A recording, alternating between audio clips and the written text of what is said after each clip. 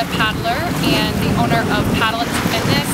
So I started Paddling Fitness a few years ago. I was really into stand-up paddle surfing and taught lessons to my friends on the East Coast. So once I moved out to California, I started teaching beginner lessons and brought in my yoga practice into stand-up paddling. So we combined the two into doing stand-up paddleboard yoga.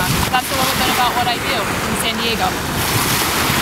So one thing I noticed with paddle technique is even though this sport is very easy to get into, anyone can jump on a board and get on the water, I see a lot of people, the most common mistake is holding the paddle backwards and also paddling everything from behind them, which is kind of a dead zone in stand-up paddleboarding.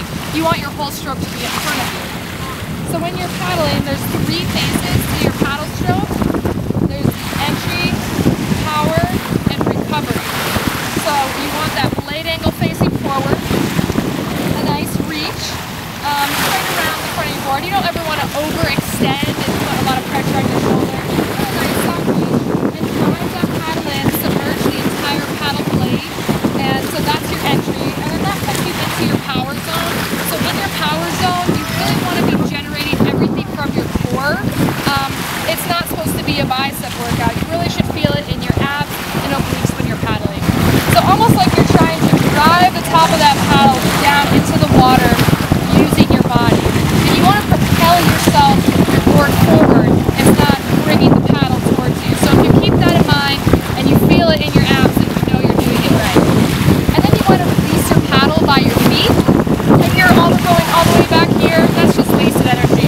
So releasing it by the feet, nice slow recovery. You don't need to come all the way up here. Just like you're trying to graze the top of the water, prepare for your entry. When you're switching sides, you're always switching hands.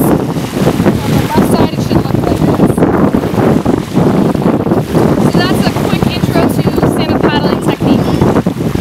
So now that you've learned the basic paddle technique, we'll get out in the water and go over a few beginner yoga poses that you can do from a seated position on your stand-up paddleboard. So the first exercise I'm going to show you is a seated spinal twist. So inhale, lengthen the spine, and on the exhale, cross the left hand over the body onto the outside of the right knee. Right hand plants behind you. Inhale, lengthen, and exhale, twist. Gaze is over the right shoulder. And release. Switching sides, right hand crosses over the body to the outside of the left knee, left hand plants behind you. Inhale, lengthen, and exhale, twist.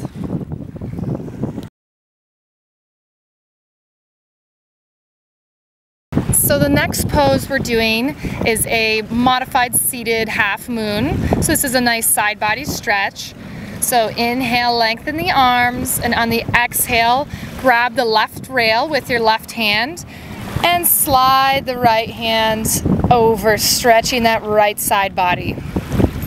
Inhale back to center, and this time right hand goes down to the right rail and stretching that left side body. Reach the fingertips long and release. So moving into 3 micro back bends from a seated position. Inhale the arms and exhale, lift the heart to the sun, cactus arms. Inhale to center, exhale, cactus arms. Inhale and exhale. Inhale to center and release the hands down. So once again, I'm Gillian. Thanks for coming by